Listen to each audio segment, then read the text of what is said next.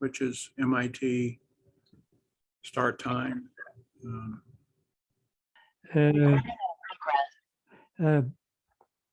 That which is has in an external magnetic field, so there is a Zeeman interaction, and they also have in mutual interactions a dipolar interaction.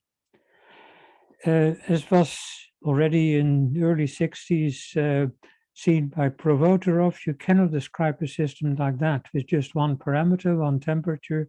You need to introduce at least two parameters, two temperatures, one parameter for the Zeeman energy and one parameter for the mutual interaction energy to describe the state of the system. This also implies you get two energies and two energy reservoirs. You get the Zeeman energy, which is expectation value of the Zeeman interaction, and you get a dipolar energy, which is the expectation value of dipolar energy. So you got two reservoirs, a Zeeman reservoir and a dipolar reservoir. The issue now is that relaxation of the Zeeman reservoir, which is basically the relaxation of the polarization of the system, that's quite well understood. There have been a lot of experiments on that, and there are quite a lot of theory in it.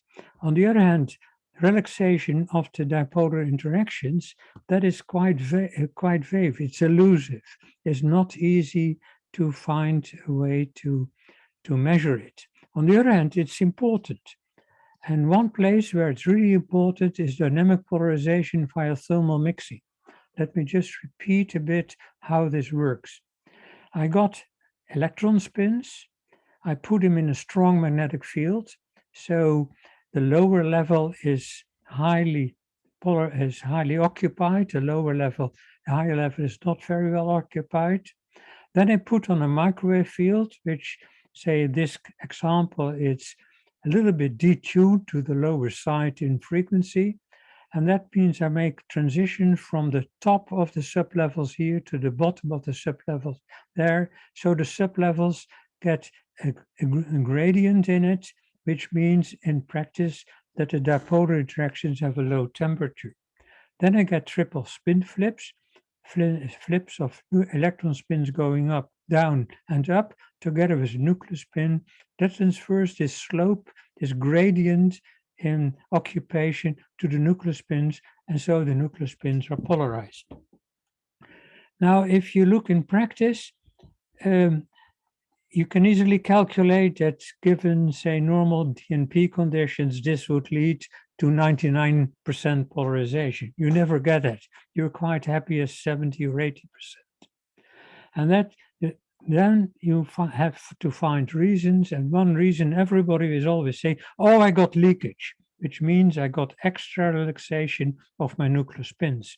And that is a nice stopgap for every experiment which doesn't give you the 99%, which is every experiment. But there is a second possibility for leakage, which is relaxation of the electron spin-spin interactions being faster than you think. And that is a very elusive thing to measure because these electron spin-spin interactions are coupled with a lot of other things. One of them, the nucleus spins, directly via triple spin flips, but also by spectral diffusion with electron nuclear interactions and so on and so on. So this is not so easy to measure. Now, just fortunately, if you want to get a little bit of understanding, there is, for nucleus spins, you can measure the dipolar relaxation. And the experiment to measure that is what I give here, but if you have an idea of how nuclear dipolar relaxation works and have a bit of understanding, maybe that helps for the electron spins. How does it work? I start out with highly polarized nucleus spins. Maybe I did DNP to get that. And after that, I got a lot of nucleus spins at the lower level, less in the upper level. But the sublevels are almost equally occupied because DNP doesn't do much with it. And then means that if I look at the low frequency part of the NMR spectrum, it's about equally different, strong as the high frequency part, because the occupations for the high frequency different are the same as for the low frequency different. Then I do an adiabatic demagnetization in the rotating frame. Now, I won't go into the details of that. I will just explain what comes out of that.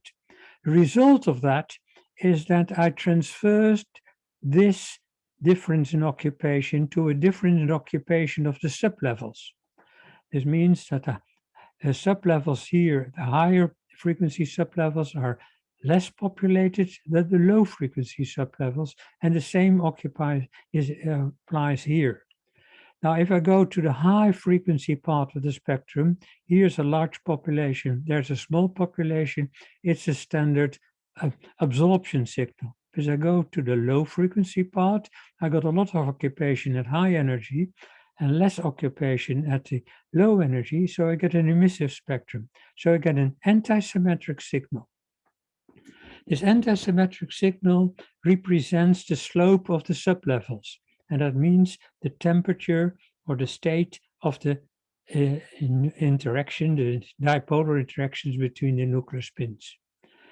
Then via relaxation, these slope is going to disappear, so it will become vertical again here, which means that the low temperature of this dipolar, this sublevels, this dipolar interactions is going to disappear, and that means that I got equal occupation for the high energy and equal occupation for the low energy transition, so no signal is left. The decay of this signal is hence effectively the decay of this slope. Now, I just give an example, and unfortunately, I have very little material of recent material. So I give something from 1983, which was from my lab in Leiden in those days. But this is an example of what you see if you really do a measurement. Here at T is 0, that's just after the ADRF, I see here this antisymmetric signal which occurs after the ADRF. Then in the course of time, you take more of these signals and you see the signal decay as a function of time, which is basically the decay of the temperature and the occupation of the sublevels. Now, if you, and that Goldman had proved that the first moment of this antisymmetric signal, so the first moment of a signal like this, is proportional to the energy of the mutual interaction between the nuclear spins. So if I calculate the first moment of all these signals here and I plot them as a function of time, I get the decay time. That means I get the dipolar relaxation time, the relaxation time of the dipolar energy. Now here is from that same experiment a result, and there are a few interesting parts of that. If the nuclei are not polarized, these are proton spins in this calcium hydroxide, are not polarized, the decay time is about 90 seconds. Then if you have if the nuclei are polarized, and that I mean are polarized during the decay, so the ADRF is not complete, there is still some polarization of the nuclear spins left, the polarization time diminishes and it goes with 1 minus pi, not pi squared, but 1 minus 2/3 of pi squared.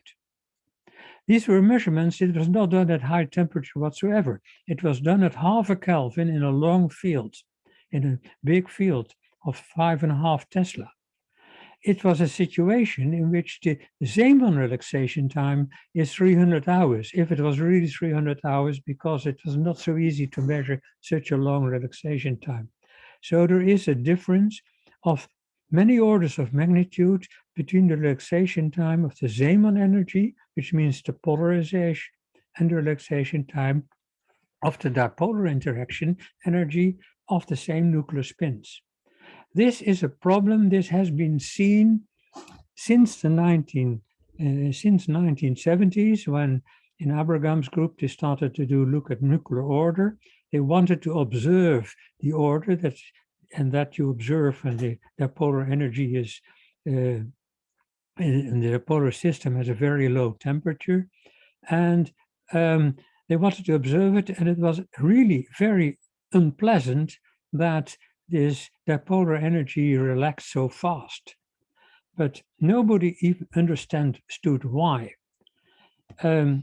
Because if you looked at the theory, how people in those days looked at how I thought that dipolar energy would relax, the only mechanism that people could think of was that same mechanism as that causes Zeeman relaxation.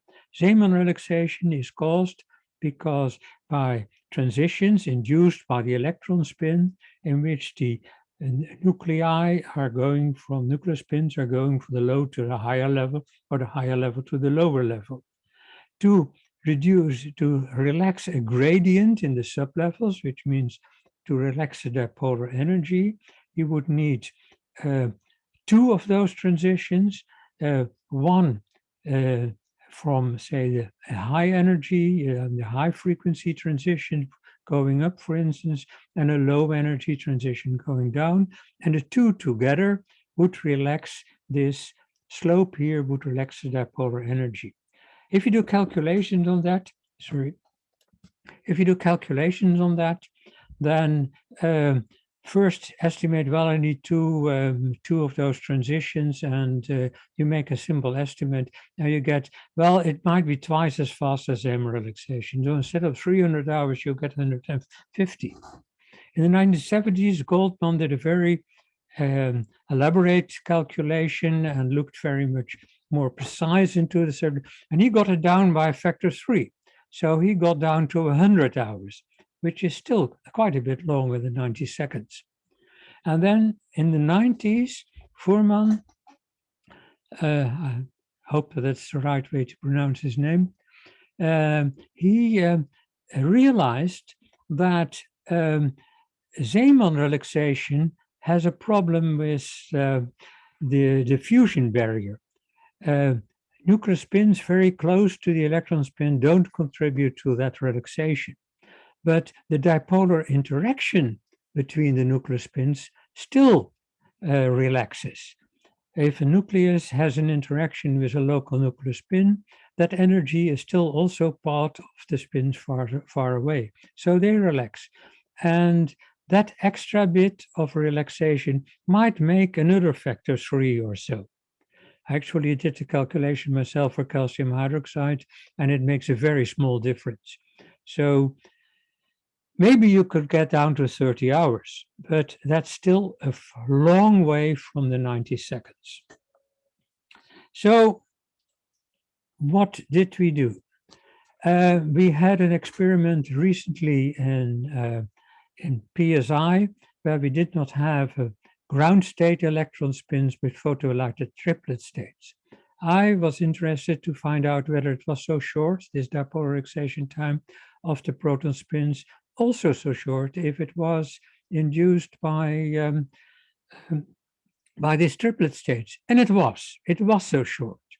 So then you start to think, and then suddenly I had an idea that maybe I have a mechanism, I can think of a mechanism which would really get such a short depolarization done. And it's a 3-step process, and to explain it, I need to go through all 3. The first step, to explain it, I need the NMR spectrum. The NMR spectrum has lines, a general line from NMR, from nuclear spins that are very far away from electron spin, but there are also nuclear spins that are very close to an electron spin, and they have a resonance frequency which is shifted by the interaction between the electron spins and the nuclear spins.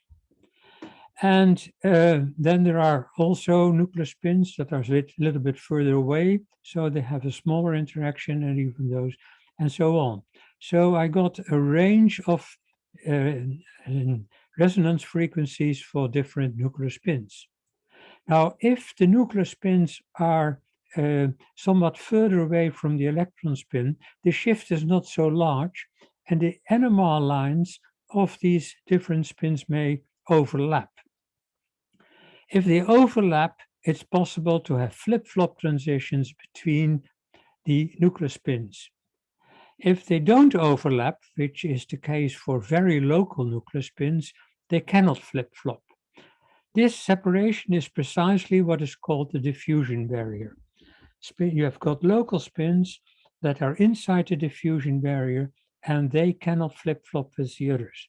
But I got spins that are a bit further away, that are outside the diffusion barrier, but still shifted, and they can have flip-flops. Now what happens when you have these flip-flops? These NMR lines, these are two of those further away proton spins or nuclear spins, and that are shifted a little bit different by the electron spin.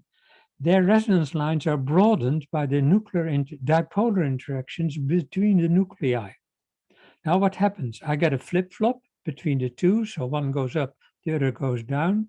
That means I change the total interaction of these two with the electron spin. This energy has to come from somewhere because energy is conserved. That energy comes from the dipolar interaction energy of these two spins. So this flip-flop creates a conversion of dipolar energy between nuclear spins into spin electron nuclear interactions, say hyperfine interactions, or however you want to call them, between of the nuclear spins and in the electron spin.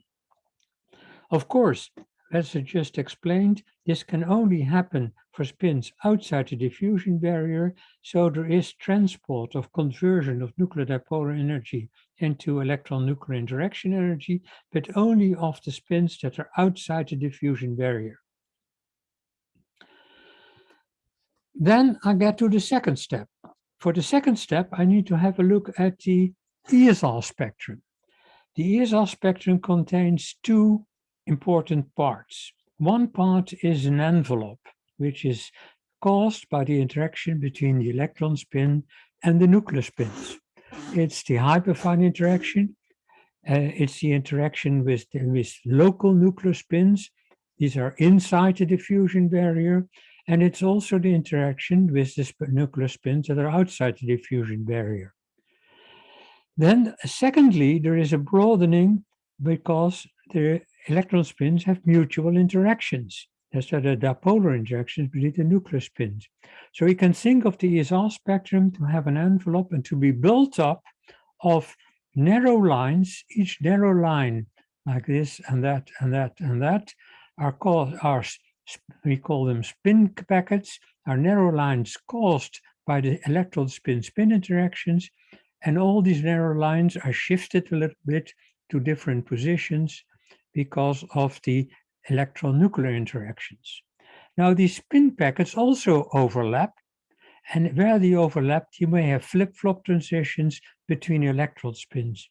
Precisely as the process I just described, this transfers the electron nuclear energy into spin-spin interaction energy of the electron spins.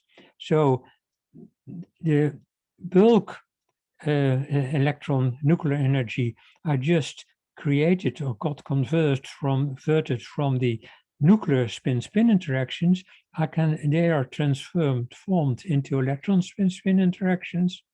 And then, of course, they also can be converted again into electron spin nuclear interactions, and that can also be the local ones. So the spectral diffusion will finally, this flip-flop transitions between electron spins, will finally combine all these interactions into one big reservoir. I didn't put a name down here, but Abraham and Goldman used to call that the electron non-Zeeman reservoir because it's containing all the energies of the electron spins except the Zeeman energy. Now comes the third step, and that of course we need because we want to relax the energy, we have to include the lattice. Now what happens? if I include spin lattice relaxation, all these energies, non-Zeeman energies, electron spin-spin interaction energies, this electron spin electron nuclear interaction energies, they relax to the lattice. And now it depends a bit on the speed of the different processes. I need spectral diffusion with flip-flops to get all these interactions into one system. But that has to compete with spin lattice relaxation. So it may be that spectral diffusion, these flip-flop transitions are not capable of extending or transforming all these interactions into one reservoir. There might be some local spins that are a bit further away that are not included. You can think of it that it broadens a bit over the Esr spectrum, but not over the full Esr spectrum. That's one thing. But the other thing, of course, it gets all this energy to the lattice. So I got now a situation, I got electron nuclear dipolar interactions, nuclear flip-flops, which transform that in the bulk in the spin and nuclear electron nuclear interactions of nuclear spins that are a bit further away from the electron spins. Electron spin flip-flops convert that again into electron dipolar interactions and to some more electron nuclear interactions. And then this goes to the lattice via spin lattice relaxation.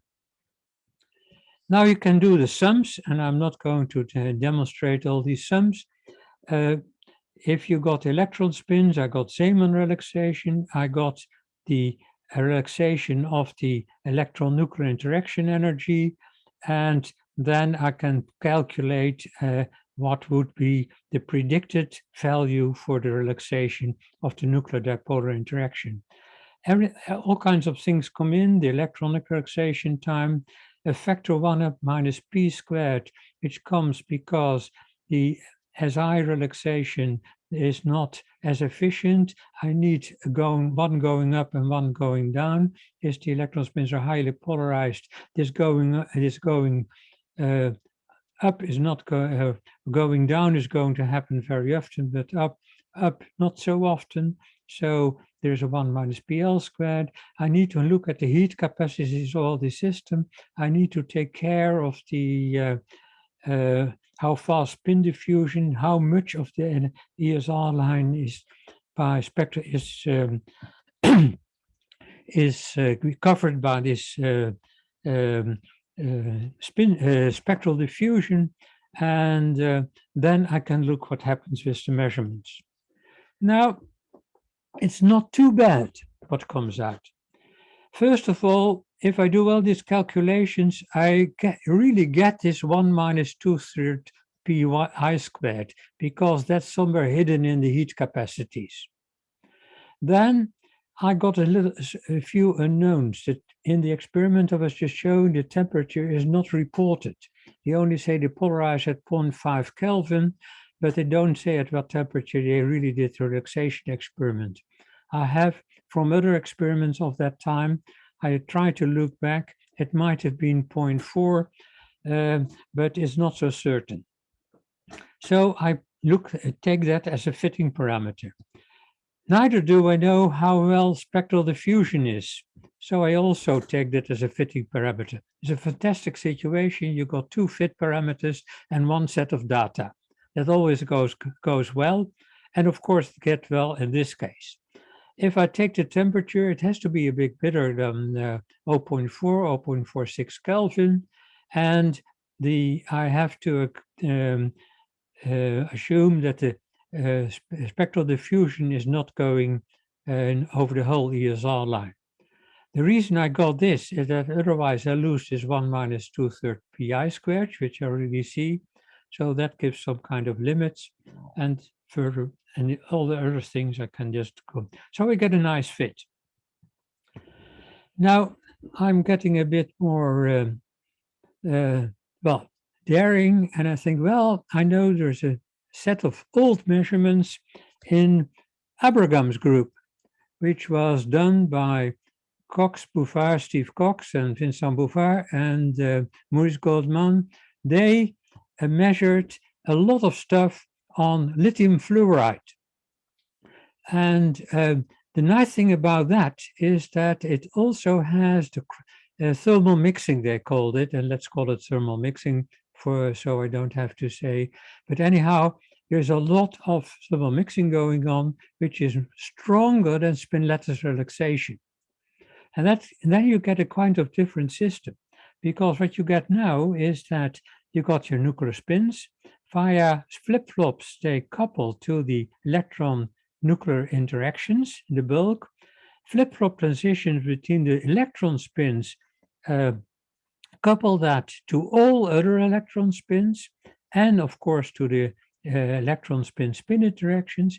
Because there is a well observed thermal mixing, all the local spins are probably involved. Spectral diffusion across this line is probably fast. And then there is this thermal mixing cross effect, I would call cross effect, but it's the electron nuclear interactions, and I would call it thermal mixing as the electron spin-spin interactions. They couple to the nuclear Zeeman system. So then there's no electron spin lattice relaxation involved anymore.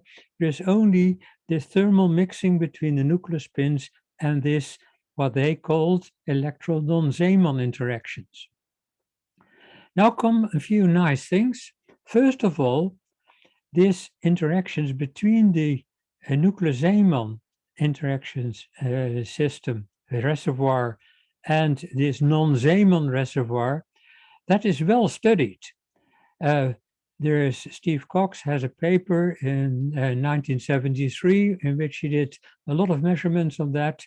There were two spin types, lithium and fluorine, and he sees the contact via this non-Zeeman system and can measure it. So this contact is very well understood. You got all the numbers.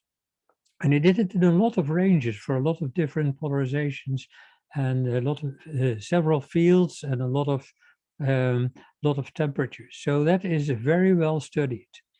Goldman then did theory on that. And so it's also quite well understood how it works. That's one thing. The other thing is that the ESR line has been studied as well. So you can calculate how much energy you can put in this reservoir. So I know about everything of the system I can think of. Now, I did a simple approximation. I assumed that this nuclear spin dipolar interactions flip-flop so fast that they couple very well to this non-Zeeman system. Then you do another sum and you recognize that this non-Zeeman reservoir can take up much more energy than these nuclear dipolar interactions. So actually, if you relax from this, it relaxes to the Zeeman reservoir, and the relaxation time of the nuclear spin-spin interactions, nuclear dipolar interactions, is effectively the relaxation time of this non-Zeeman system towards the electrons, the nuclear Zeeman interactions. And that you can calculate because you know how this thermal mixing and also what it works from the experiments here. So I did the calculation and I put in only one fit parameter, and that was the temperature. The experiment was done at 5.5 Tesla and was 0.4 Kelvin was the temperature which was reported. Now, if I fit all this data, I only go up by a few percent of temperature to 0.41. Now, that is, I think, quite a good fit.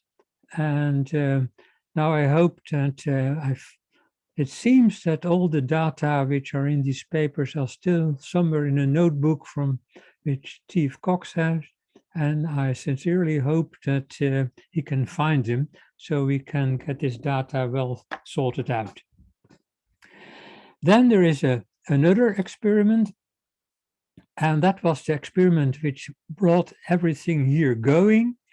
and that was using a photoexcited triplet state to relax the nuclear dipolar interaction. It's a crystal of naphthalene which causes protons. It's doped with pentacene, which is deuterated. Normally the pentacene is diamagnetic, so there are no electron spins around. You take a laser flash. The laser flash excites via a detour the pentacene into a triplet state, which has spin 1. And during the lifetime of that triplet state, so there is an electron spin, but in the rest of the time, there's no electron spin at all. So the situation is, I got photoexcitation by the laser, then during a certain time, say 100, somewhat more than 100 microseconds, I have an interaction between the electron spins and the nuclear spins. Then the triplet decays and it's gone. And of course, this interaction is also gone together with the triplet spin. And the energy in that will just decay together with the decay of the triplet. Now, what happens during this existence of this electron dipolar interactions, the nuclear spins may have flip-flops, and that flip-flops convert dipolar interaction of the nuclear spins into electron-nuclear interaction only during that short period. Because that's a short period, not all nuclear spins will ever get range. Nuclear spin diffusion is simply too small, too slow to do that. So there is a finite conversion range, and you could calculate that. And we did a rough calculation, not a very precise calculation. We don't have yet a good, say, a complete theory of how these flip-flop transitions really do this. This is how they convert the energy.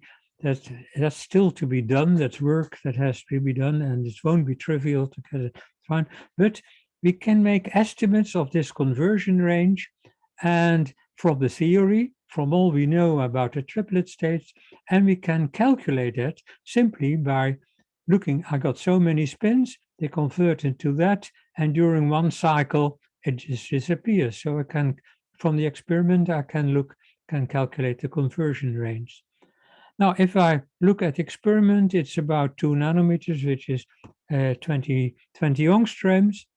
And if I calculate that theoretical with this rough theory, it's about 1.5 nanometers, which is about 15 angstroms. So it's not too far apart. It looks like this, also the model here works very well. So now I think we get some understanding of how dipolar relaxation of nuclear spins work. Now comes the real issue. And the problem is, I haven't worked on it yet, so I can't tell you much about it. There is one system which I think could be treated immediately with the model that I just exposed, and that is if you do DNP with a polarization agent, for instance, a trityl, and I add a relaxation agent, for instance, gadolinium.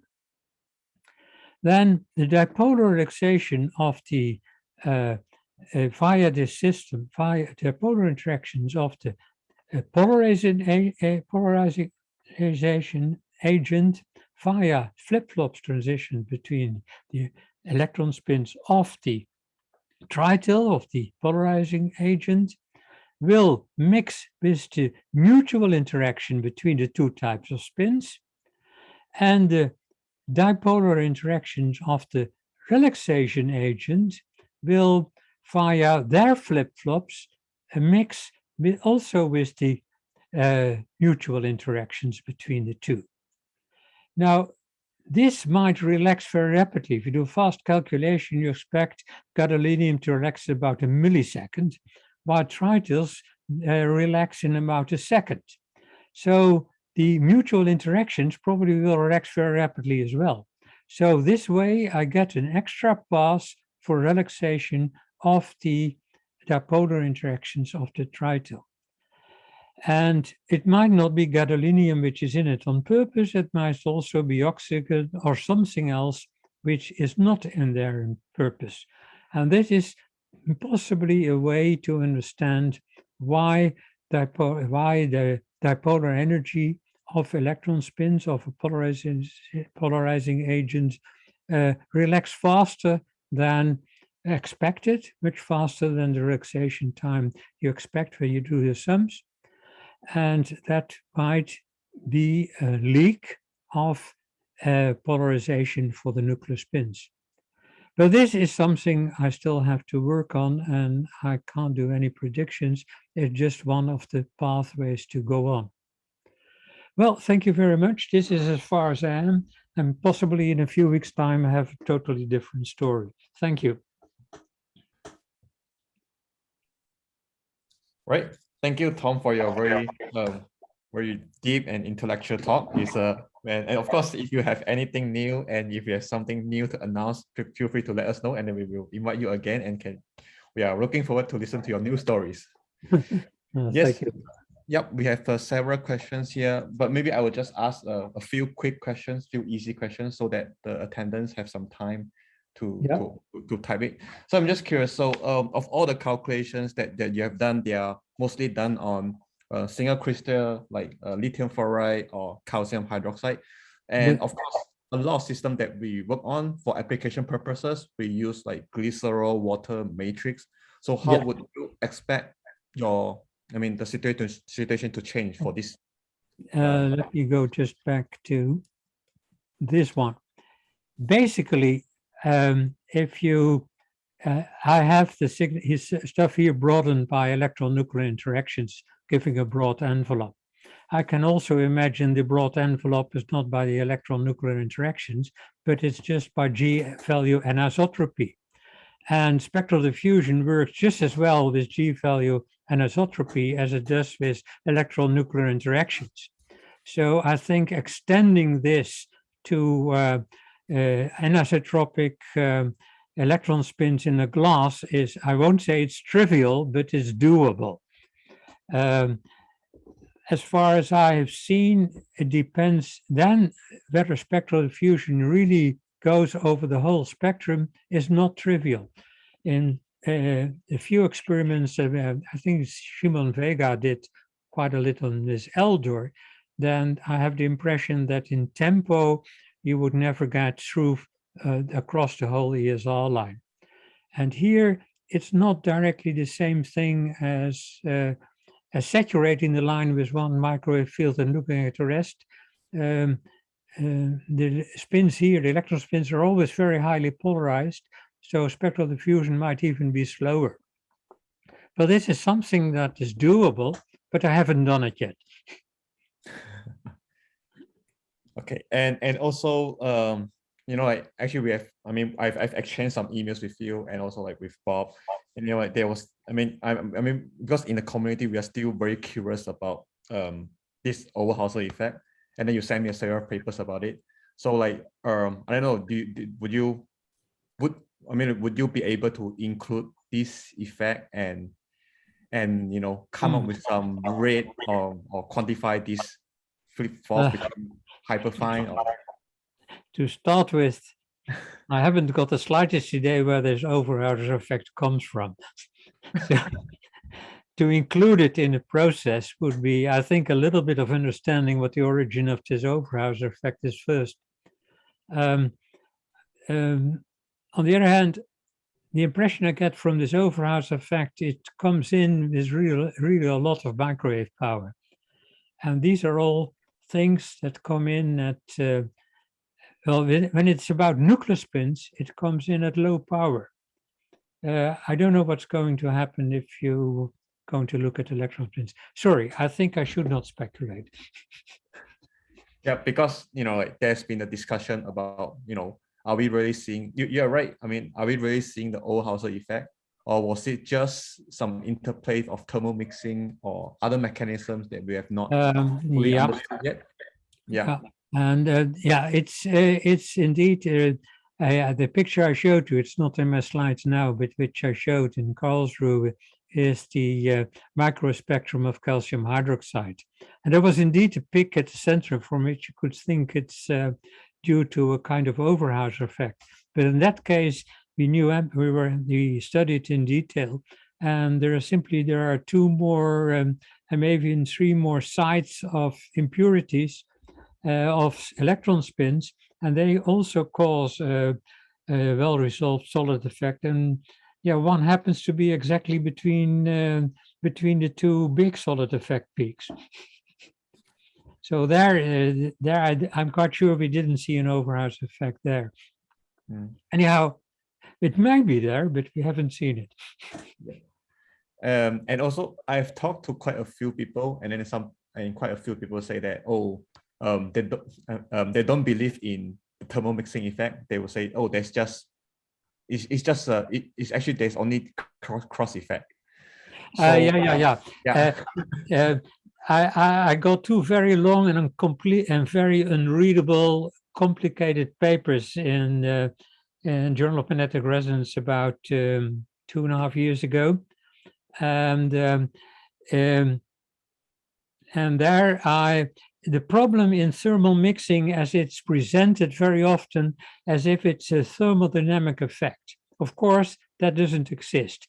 Every process has a microscopic origin. So there should be a macroscopic process which also caused a thermal mixing.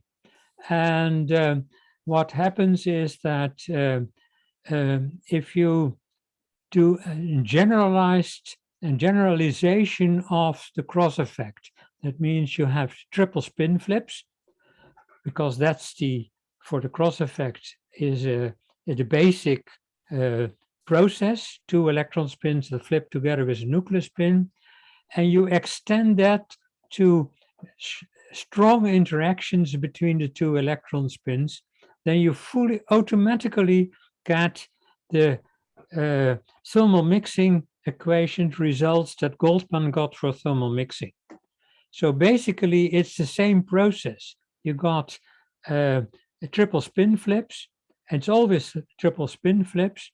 And if the electron spins, strongly interacting electron spins, so you need pairs of electron spins that interact so strongly that their interaction gets near to the nuclear resonance frequency, then you get transfer of dipolar interaction energy and the nuclear system, nuclear energy. And if they're more weakly interacting, it's mainly electron nuclear, say hyperfine interaction or super hyperfine interaction, which you transfer to the nuclear system. But it's the same microscopic process. And that, these are two papers I wrote, and one is maybe readable and the other is terrible, but I had no way of doing it in a more simple way. That is the reason why at this point I separate cross effect and thermal mixing. It's the same triple spin flips we do that, but triple spin flips of 2 electron spins that interact very strongly transfers mainly electron spin-spin interaction to the nuclear Zeeman. And if the 2 electron spins interact more weakly, then it's just like the cross effect. They mainly do this kind of interaction in this case. And if there is an anisotropy of the G value, it's also differences in Zeeman energy that they transfer to the nuclear spins. But it's the same microscopic process. I hope this explains a little bit. No, it does. It does. I mean, I think this is one of the most clear or best explanation I've heard in talking about differentiating between cross effect or there is I had the first, it's 2 papers. I think it's somewhere in the maybe it's 2019, maybe it's even early. Yeah, it's about 2. It's somewhere early spring of 2019. And the first one, I think, gives the kind of explanation I tell you now in a simple way. And the second one, there's all the sums to get the real equations. Okay. If you want, I can send you the references. Okay, that will be perfect. Thanks, Tom. Yeah. Let me go through the questions so that I do not occupy. Yeah. Okay, so like first question from anonymous attendee. Can you elaborate why is the diffusion barrier of dipolar order different from that of Zeeman order? Well, that's not correct. If I go here, the diffusion barrier is exactly in the same place. Oh, you mean that story that's this of Fuhrmann? Is that the question? Because that was Fuhrmann's. What happens is that let me get to this one. I got nuclear spins that are here, for instance, of there, but their broadening is also caused by interaction with local nuclear spins. So part of the dipolar interactions of these local nuclear spins relaxes together with the dipolar interaction of the bulk nuclear spins. And that was something which Fuhrmann did all the sums on. Is that the answer to the question? I'm not sure who asked the question because it's anonymous. So yeah. Anyway, I will go. So the next question, also anonymous. On slide 7, should the spin packets from a continuum in frequency space? Yeah, okay. This slide, should the spin packets form a continuum in frequency space? Slide 7. Well, actually, they are a continuum because the spin nuclear electron-nuclear interactions they vary from very large values of local spins to very long, very far away. But there are examples of Esr spectrum. Actually, the F center in lithium fluoride, which I've talked about, that shows a series of peaks because there are a few local spins that have very strong interactions and they really split the line up. So then you really see a bit of spectrum which has this kind of peaks like this. And then these splittings are caused by local nuclear spins. Is that the answer to the question? I have no idea either. I mean, because it's anonymous. I think he was referring to slide number 7. So if you go 2 slides back. Sorry, if you go 2 slides back, like yes, slide number 7. Yeah. Yeah. Okay.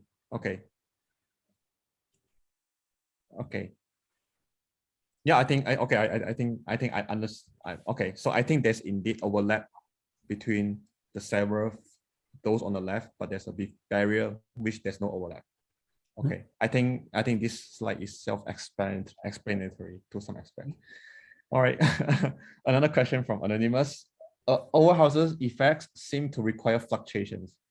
The effects you have described do not seem to require any. Is that correct? Pardon? What?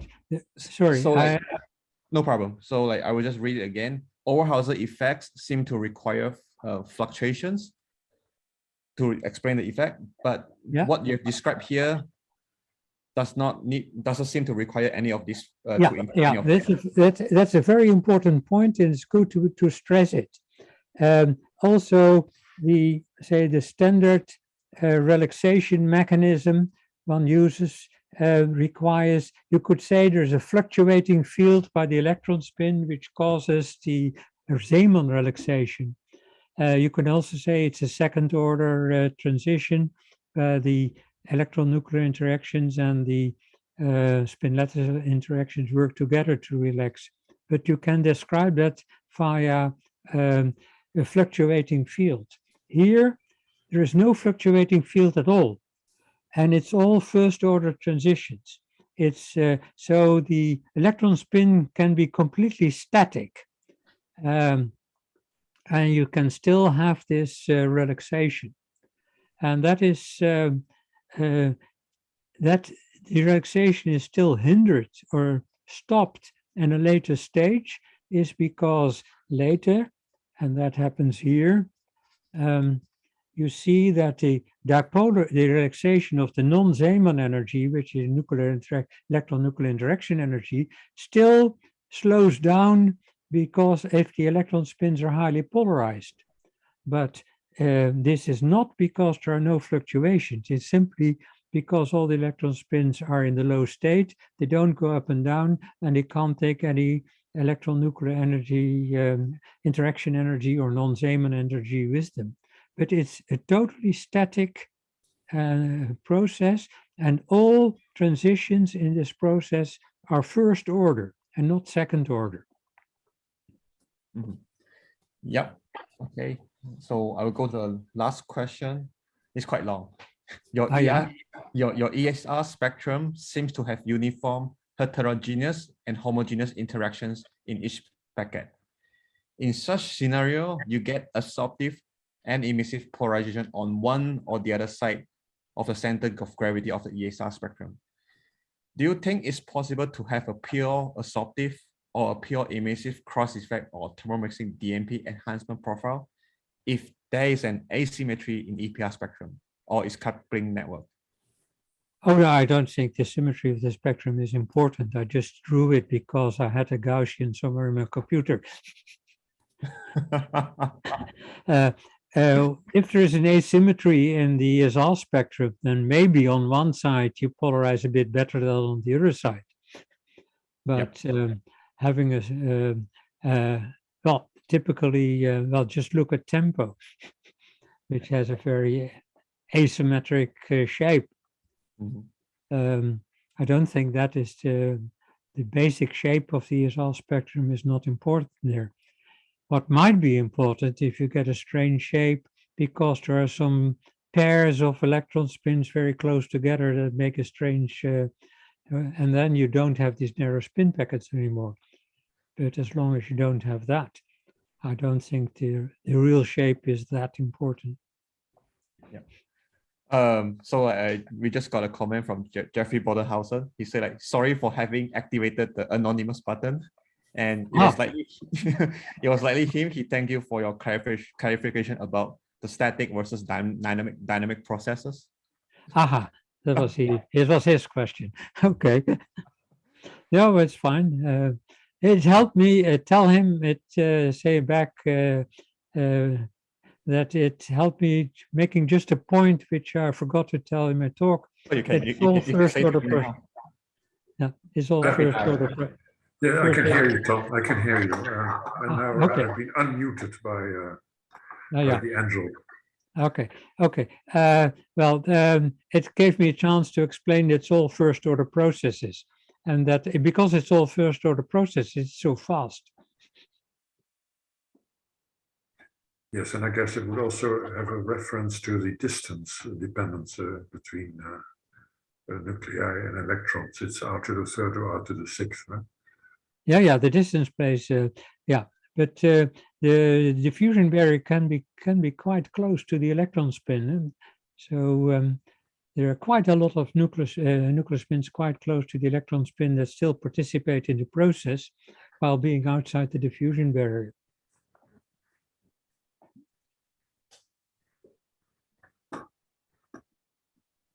Okay, Bob, you have any? Well, I could talk to Tom about this for probably another hour or so, but probably. Well, I would be happy to do so. Well, we're already approaching 2 hours for the meeting today, so perhaps we should go on and thank both Tom and Adam for really brilliant talks. I think we enjoyed very much both of them. The discussion concerning the Recherche aspects of spin relaxation, dipolar order. Okay, so again, thank both of you very much for your presentations. Now, I'd like to say one other thing. This is the last ZOOMinar, solid state NMR DNP ZOOMinar of 2021. So we're going to adjourn for the Christmas, New Year's holiday. We will be back on January 18th, which is mid-January, Tuesday, January 18th. And on that day, we will have a memorial presentation for our very good friend and colleague and a really giant in the field, Shimon Vega, who unfortunately passed away in November. So the program that day will consist of a series of talks by his former graduate students and colleagues at the Weizmann. And we very much look forward to that and to celebrating his really brilliant contributions to our field.